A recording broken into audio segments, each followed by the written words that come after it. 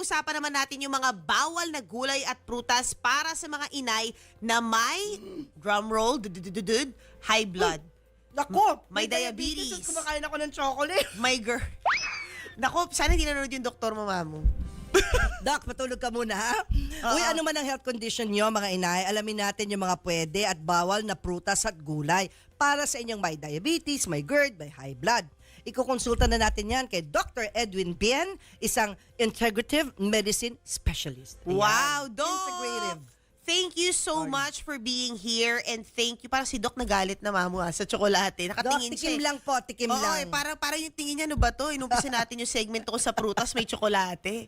Tikim lang po, Doc. Oo, alam mo na yan, Doc. Alam mo na yan, alam mo na yan. Pero eto na, Doc, okay? Kasi yung mga prutas, they're not created equally. Di ba? May matataas sa asukal, etc. I-reiterate lang natin ngayong Nutrition Month na hindi pala lahat ng gulay at prutas, pwede mong i-unli. Di ba? May mga gulay at prutas na bawal or Mataas sa sugar. Oo, for dietary restriction purposes. Ano po ba yung mga ito, Doc? Hello mga mamu. Yes, may mga prutas na in big amounts hindi maganda in certain conditions. Maganda na rin yung babanggitin natin para yung mga mahilig sa prutas, akala nila fruitarian diet sila. May mga konting restrictions kami. Alam ba ninyo mga mamu na yung strawberry? Strawberry, paborito po ninyo yun Pinalabas yun doon sa Berry. Pretty Woman. Pretty Woman, di ba? Ang tanda, Doc. Or, Grabe naman yung pretty Sinabayan pa woman niya mo. ng champagne, di ba? Bawal pala yun sa mga na-stroke.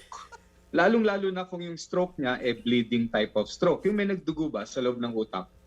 Kasi yung strawberry pala, nagpapalabnaw ng dugo. Kaya doon sa mga na-stroke na may bleeding sa brain, lalo na. Gaya din ng mga may dengue. So, nagbi-bleed sila. So, ang strawberry, binabawasan po yan. Wow. In that condition. Doc, sorry. Ko alam yun, Strawberry, pati ba blueberry o hindi naman? Hindi naman. Strawberry yung talagang nakita po nila Okay. Yeah, naalala ko lang kasi kakapanood ko ng Pretty Woman. Okay. Ay, in fairness naman. Doc, sasabihin ko sana, alam ko Doc, yung scene na yun, yung may Oo nga. champagne, may strawberry. May champagne, may strawberry. Doc, sa bathtub ba ito? Ito alam ko din. Of Oo, course. sa mga buntis. Bigyan din natin ng payo, baka may mga nanonood na buntis. Marami yan, Yung Doc. ubas. Yung Ubas? ubas, yung grape. Iniwasan namin yan sa first trimester, first 3 months. Dahil nakita nila na napakainit pala para doon sa baby, doon sa loob ng tummy. So, yung grapes, on the first 3 months, binabawasan yan o iniwasan. Kasi alam naman natin na ang grapes may mga alcohol content din yan. So, para sa baby, bawas o iwas yan. Wow!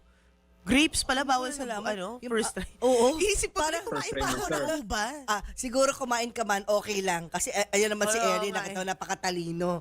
Ano pa, Doc, ang bawal? Alam mo yung buntis ako, Doc, naalala ko lang sabi ng OB ko, wag ka masyado kumain ng mangga, taas din sa sugar. Oo. Yung mangga, sabi ko, ha? Ang sarap. Yung sarap ng Hindi lang mangga. mangga. Maras. Ano pa, Doc? Dates. Ay, Mangga, masyado social, di ako dates. makain ng dates. Pero Doc, sabi yan. nila, high in Oo. antioxidants and dates. Correct. Oo nga, kaya lang sa mga diabetics, nagpapataas talaga siya ng sugar Ngayon, may mga tao naman na dahil sa diabetes nila, nagkakaroon sila ng kidney disease, di ba? Nagda-damage ang kidney nila, ang tawag doon, CKD. Yes. Alam nyo, ang bawal sa kanila, cantaloupe. Or melon, ganyan. Oo, yung cantaloupe pala, napakataas daw ng potassium. Yung potassium, bawal pa naman sa mga taong may kidney disease o yung nagda-dialysis na, Kasi o kaya yung binapababa may ni... problema sa puso. Buso? Nagkukos yun ng palpitation. So, napakataas ang potassium ng cantaloupe. Klaruin lang natin, Doc. Pareho yan ng melon, di ba? Melon.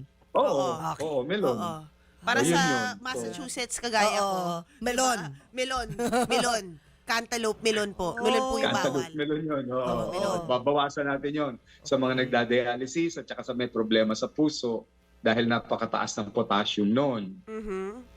Okay. Yung mga nagkikimo ng mga Okay. pasyente, mga may Oo. cancer, Opo. yung mga depressed na binibigyan ng antidepressant, Aha. bawal sa kanila ang grapefruit.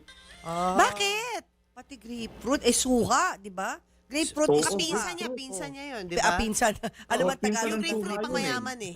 Kaya Oo. suha na lang daw. Suha. Suha. Paatin. Oo. Suha. O Oo. sige. O di, bawal daw sa kanila dahil nakakaapekto doon sa gamot ng chemotherapy. Mm. Hinaharangan niya yung effectivity ng chemotherapy. Ganon din, hinaharangan niya yung gamot ng mga taong nagiinom ng antidepressant. Mm.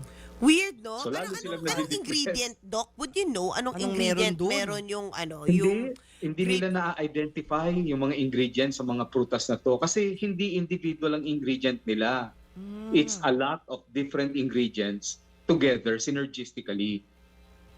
Oh, okay. Got it. Got it. Ito matindi. Ano ba? Citrus fruit. Paborito natin to citrus. Orange, Siyempre, Doc. Don't lemon, tell me orange na landan, orange. kalamansi. Oo. Oh. Ano pa? Ano yung dyan, Doc? Kiat-kiat. Oo. Nakaka-atake ito ng, una alam natin, nagkaka-atake ito ng acidity sa sikmura. Oh. Pangalawa, nakaka-atake ito ng rheuma o arthritis. Pati yun. Ang matindi, pwede siyang mag-cause ng atake ng psoriasis. Oo. Doc, tinatakot. Baka naman in large Gusto pala? amounts or portion. Pag pa isa-isa, di naman siguro, Doc. nagbebenta ng prutas, O kaya i-bash ka na nga, pagkatapos in nito. high amount. Correct. Eh, Doc, kasi yung benta iba ng mga naman mga nagpuputas. mamo kapag umupo sa kiat-kiat, isang piling kagad o isang... Masarap ang Oo. kiat-kiat eh. Di ba yun sa isang balot na Oo. bilog? correct. Wag lang Oo. abusin yung gano'n. So, ilan na lang ganito, Doc? Ilang amount o piraso ang safe? Yan.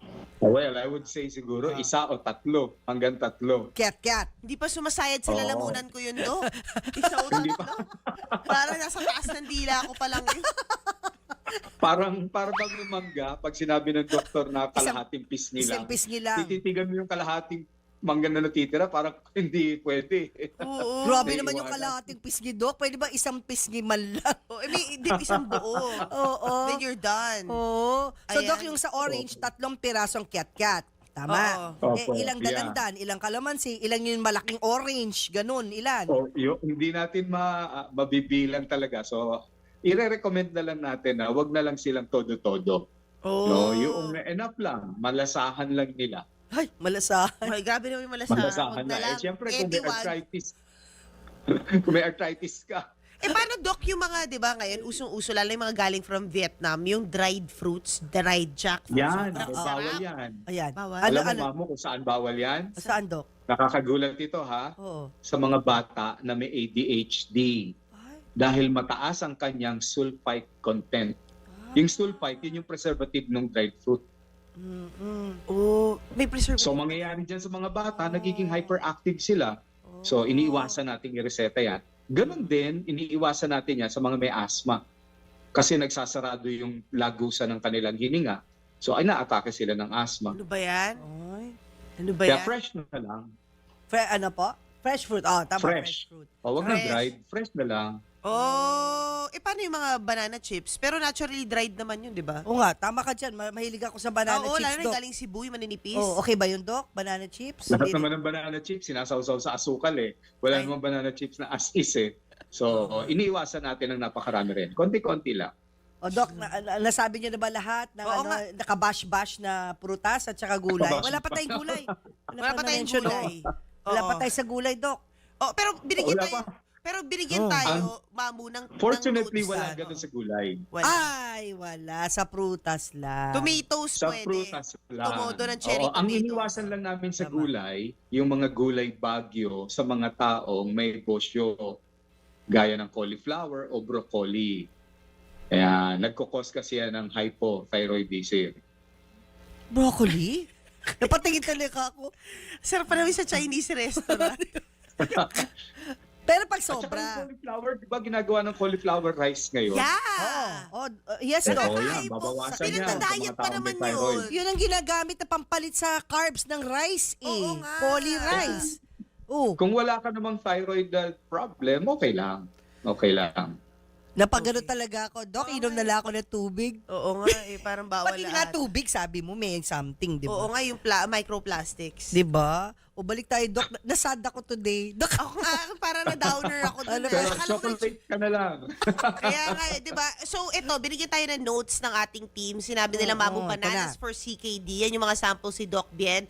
Mangoes for diabetes is bad. Dates for hypoglycemia. Citrus for GERD. Papaya and avocados.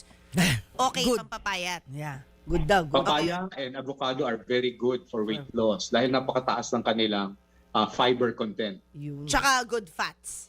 Nakakaganda. good fats Avocado, pa good yan. fat. Oo, Oo. good fat yan.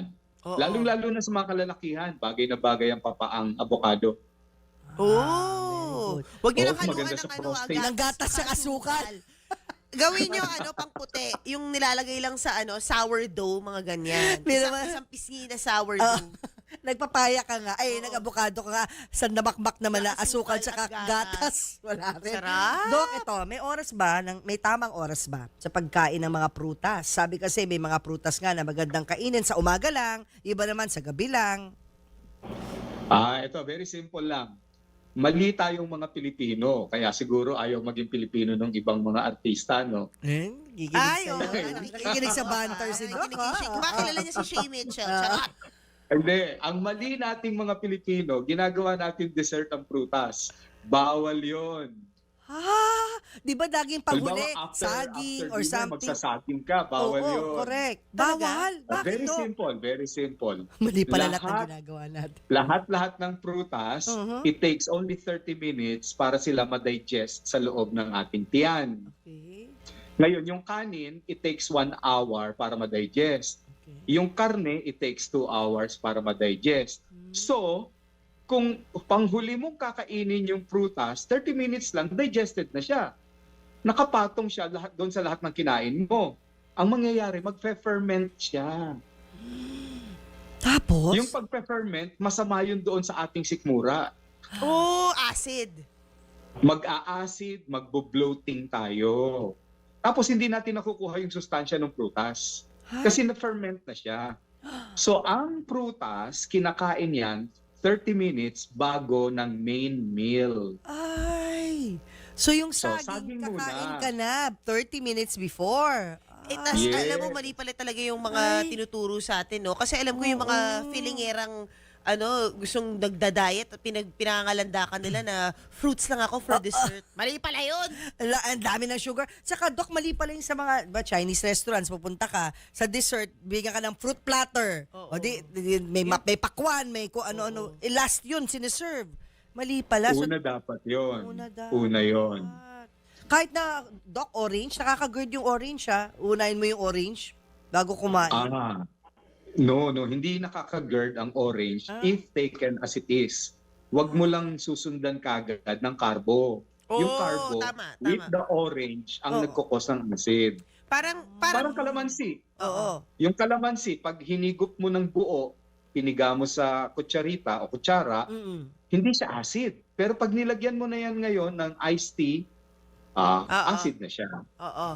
Kaya pala sinasabi nila sa balanced diet din, 'di ba? Yung parang wag mong ihahalo yung asukal, 'di ba? Doon sa mga protein, etc.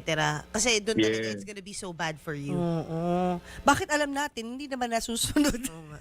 Ba't hindi nga? Hindi kasi para yung society, binild nila tayo into thinking that sinanay this is the tayo right ng na ganun. na sequence of Oo. food, etc. Which Hindi we're pala. correcting it. Ang hirap, no? Dok, Parang ba't every ngayon lang society namin- is going back to zero. Nagkakanya-kanya rin tayo. Dami nga nagba-biohack ng kanilang mga katawan. Mm-mm. Gawin natin topic ngayon, biohacking na yan. Next topic. Pero kailangan dapat, yung iba extremes eh. Yeah. Dapat may expert talagang kaakibat tungkol dyan. Kagaya ni Doc, yeah. diba? Doc, ito may kanta ko para sa iyo. Bakit sige. ngayon ka lang dumating Dumating sa buhay namin. Nakakaloka. Kung kailan lang, meron pang pag-asa yung mga future generation, yung mga anak-anak Oo. natin. Doon natin babaguhin. Tama, Oo. tama. Tama, Corrected by. tama. Pero Doc, meron ba kayong may clinic po ba kayo na pwedeng bisitahin? Paano ba mag-book ng consultation sa inyo? Please promote it. Pwede ko bang i-promote yung Sagot Kita Of every course. Thursday? Go ahead, Doc. 4 to Go ahead, 5 Doc. p.m. po. Panoorin nyo na lang dahil isa po tayo doon sa regularly every Thursday. Sagot Oo. kita with Cheryl Cosim sa Radyo 5 Opo. True FM tuwing Webes po yan na Yeah. 4 p.m. Oo, Yan. tamang-tama yan. Thank you so much, Doc Bien. Ang dami natin natutunan. Maraming salamat Thursdays. mga Pilipinong mamu. Yes, thank Mga you. kainan.